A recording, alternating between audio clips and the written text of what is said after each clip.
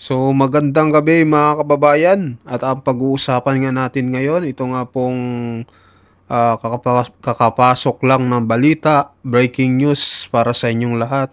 Ito nga po mga kababayan yung botohan na nangyari kanina sa Senado at talagang maraming magagalit nito.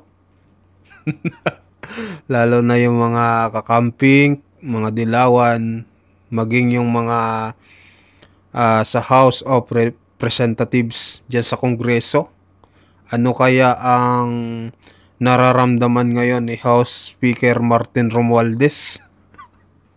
Mga kababayan, kayo magkomento kayo kung ano masasabi nyo dito sa nangyaring botohan kanina. Dito nga po sa impeachment trial na ginawang botohan kanina at ang nangyari nga mga kababayan, na-dismiss na po ito at hindi na mapag-uusapan pa para mapunta na nga po sa mga iba pang usapin na talaga namang maraming problema ang Pilipinas mga kababayan.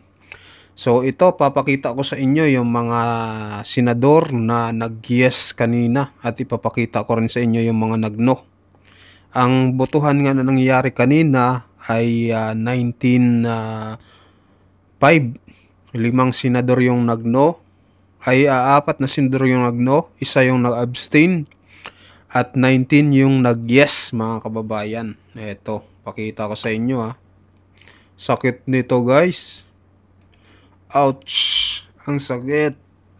Aray ka. Ayan mga kababayan no. Ang mga nag-yes, si Senator Alan Peter Cayetano, dalawang Cayetano, Bato de la Rosa, dalawang yung kapatid din ni Jingo Estrada, si JB Ejercito, Chis Escudero, yung ating Senate yung Senate, yung leader ng Senado, si Jingo Estrada, Win Gatchalian, Bongo, si Little Lapid. Si Little Lapid kanina mga kababayan, 3 hours di ko man lang nakitang magsalita no. Ayan, si Loren Ligarda, Rodante Marcoleta, ito. Si Senador Rodante Marcoleta, hindi na sayang yung boto natin dito. Talagang napakinabangan ng taong bayan si Senador Marcoleta mga kababayan. Talagang napakatalino. Talagang napakagaling makipagdebate. Baguhan lamang pero grabe. Kala mo, veterano na mga kababayan. Tinalo pa yung isang senador na ilang termino na sa Senado. Ito si Amy Marcos, best friend ni BP Sara, si Robin Padilla, si Erwin Tulfo. Nagulat ako mga kababayan no? Nag-yes din siya. Dalawang Tulfo, si Rapi Tulfo at itong dalawang Villar, Camille Villar at si Mark Villar at si Joel Villanueva at si Mig Subire. So ito naman yung mga no. Ito si Bam Aquino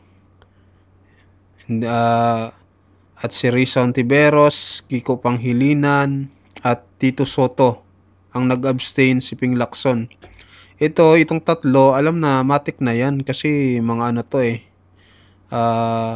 kalaban to ng mga Duterte. Talagang ito yung mga noon pa man talagang kinakalaban na yung pamilyang Duterte at gustong pabagsakin mga kababayan. So yun, ayan yung mga mga nangyari kanina sa impeachment impeachment trial na na-dismiss na mga kababayan. So good news kasi 'di ba ang daming problema sa Pilipinas. Kaya makakapokus na yung Senado sa mga mahalagang usapin.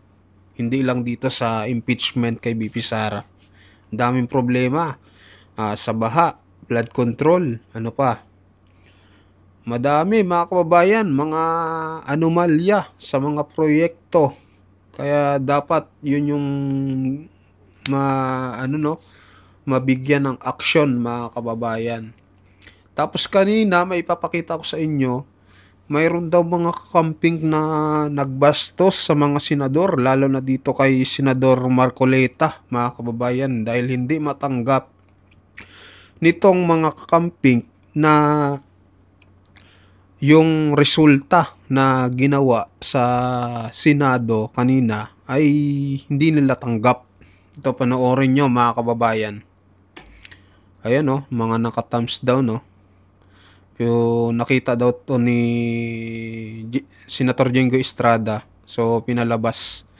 Kasi pampabastos to eh. Binastos sa loob pa mismo ng Senate hearing. O kanilang sektor. Ayan o. Bakit naman ngayon diba? Tama ba yan mga kababayan? Na lamang Tama ba yan?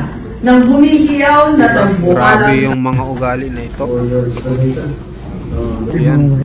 Diba? Tama ba yan ang mga pag-uugali mga kababayan? Diba?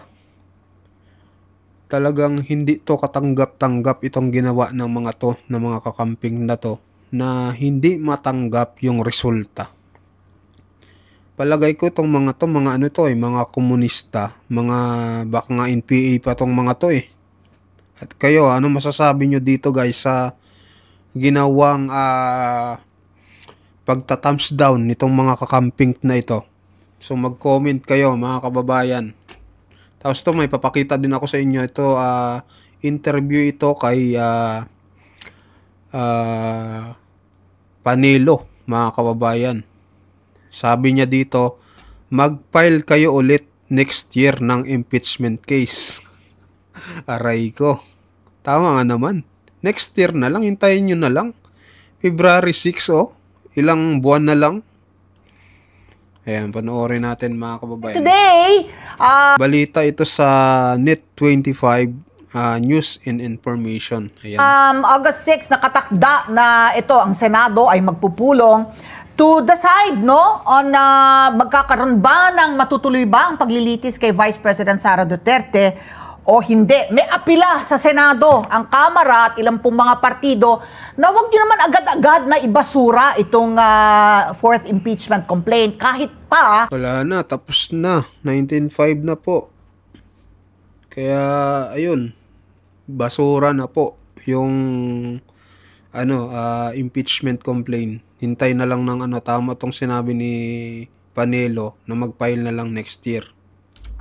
Nagdesisyon na ang Korte Suprema na ito ay labag sa konstitusyon at void. Hindi nagkaroon ng jurisdiction ng Senado.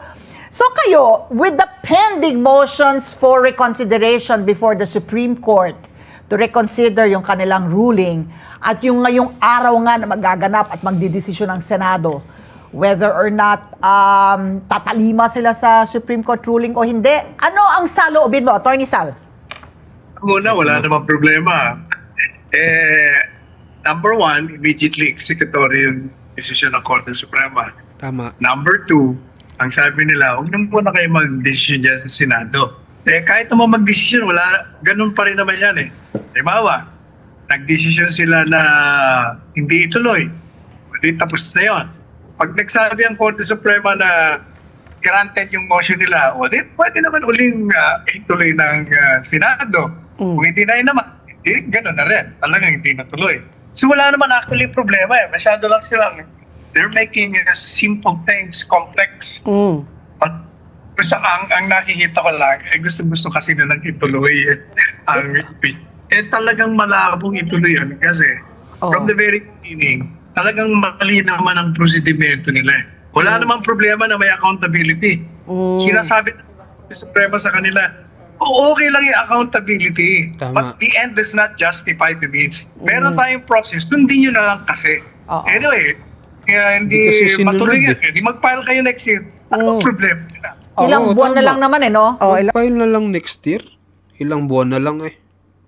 File ulit kayo. Tapos ang gawin nyo, 4 ulit para ma-dismiss na ulit na naman. Para pagdating ng 2028, matik na si VP Sara Duterte ng presidente. Hindi, ako naman, September, October, November, December, January, February. And kung if ever, no, if they decide, 6 in months. 6 months, you can file Again. Oo. Pero ako yung tanong ko, Attorney Sal, kasi nga ito, no, parang sinasabi nila, baka gamitin itong bagong ruling ng Korte Suprema sa mga impeachable officers na yung mga kalyado nila, mag-file ka, para hindi kumbaga, parang peke, para ma-shield sila. Because, parang pinalitan, no? The rules of the game have changed. So, what do you say about that? That's also an argument set by other lawyers that because of this ruling of the Supreme Court, some impeachable officers might use it to have their friends file a complaint supposedly against them so that it protects them because you can only file one impeachment case per year. Alam po ninyo, wala namang pagbabago sa ruling ng Korte Suprema. Hindi totoo yung sinasabi nila. Yung San Francisco ruling ay iba ang set of facts nun. Iba rin yung set of facts na yun. Pero yung doktrina, hindi naman nababago. Ano ba ang doktrina? Doon sa 2001, sinabi nila kung saan ang initiation. Di ba? Ang initiation dapat sa Committee on Justice. Yes. Hindi nga nila ginawa yun kaya nagkaroon ng dismissal. There has been a violation, a flagrant violation, and malisyoso. Sinadya kasi sinala rin ng umamin, kaya daw nila ayaw aksyonan para hindi mag-trigger yung 1-year ban. O hindi ba? Sinisira mo talaga yung democratic institution. Kaya sabi ng Korte Suprema, maling-mali kayo doon. You violated the Constitution. At sinasabi pa nila, yung sinasabi mo kanina na gagamitin, unang-una, kahit doon sa doktrina ng Francisco ruling, pag siyam, i-dismiss. It will not trigger the ban. Kasi siyam Kaya nga may Committee on Justice It is the committee that will study whether the complaint filed is insufficient in form or substance. Kung hindi, it will not trigger the ban, 1-year ban. Okay. Kasi isa pa, nakakatawa ng lahat, sinasabi nila na hindi naman yan ang nakalagay sa saligang batas. My goodness. Very clear naman ang saligang batas. The Constitution has prescribed certain periods within which compliance is required. Mandatory. Ngayon, isa pa, yung pong sinasabi nila na yung due process daw, pwede naman daw sa Senado, mali na naman ho yun kasi during the 2000 Francisco ruling, inadapt po nila yung ruling ng Francisco na kailangan pati na yung 1/3 na approval ng House of Representatives kailangan dumaan sa Committee on Justice. Nandiyan po yun sa rules ng 19th Congress. So regardless, you're saying, regardless if you have the 1/3 vote, it has to. You cannot skip that, yung Committee on Justice. Yan ang sinasabi mo. Ano sa rules nila, hindi ko sinasabi yun. It's there in their rules. It adopted the ruling in the Francisco Doctrine of 21. Kahit yung mode na by vote of 1/3, akala ko shall immediately be referred to the Senate. Basahin niyo yung House rules nila. Kailangan dumaan sa Committee on Justice. Kasi, paano mo nga naman malalaman kung sufficient informed and substance just kung hindi niyo pag-aaralan yan muna? Hindi po ba? Yung sinasabi ni isang justice, alam mo, yung kasi kinokontra niya yung dapat may due process daw. Kaya kailangan ang bigyan mo ng notice si VP Sara. Hindi po yun kasi yung ginawa niyang comparison, when you file a complaint sa DOJ, pag daw pinasa mo yon sa investigator, hindi naman kagad daw na ibigyan mo ng notice. Kailangan bigyan ng notice pag naipasa mo na. Ganon din daw po ang ginawa ng House. Pag pinasa mo daw sa Senate, hindi ibig sabihin na kailangan doon na lang sa Senado. Ang kaibahan po, yung investigator is precisely ang kanyang duty ay to find probable cause. Ang Senado hindi. Lilitisin na.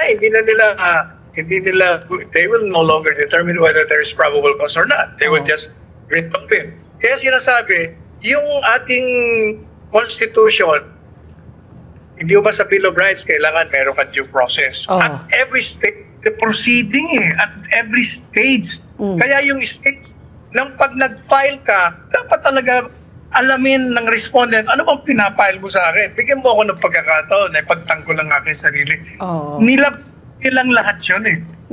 Pero So yun mga kababayan, ano po yung masasabi nyo dito sa mga paliwanag ni Attorney Panilo mga kababayan na talagang maling-mali yung ginawa ng Kongreso ng House of Representatives na kaya hindi matuloy-tuloy itong impeachment trial kay BP Sara dahil ang dami nilang nilabag sa dito sa impeachment na inihain nila mga kababayan.